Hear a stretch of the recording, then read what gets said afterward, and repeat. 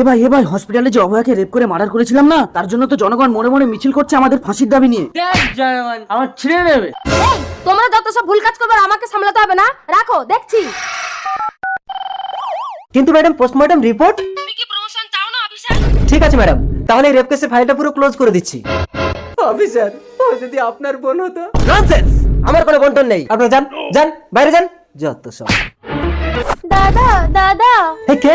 আমি অভয়া। তুই তো মরে গেছিস। আমি মরিনি দাদা, শয়তানগুলো আমাকে রেপ করে মেরে দিয়েছে। অভয়া, ম্যাডাম আপনি এক্ষুনি আসুন, আপনার পুলিশ আমাদেরকে ধরে জেলে ঢুকিয়েছে। অফিসার এক্ষুনি ছেড়ে দিন এদেরকে। ওকে ম্যাডাম, এই বেরিয়ে এসো তোমরা।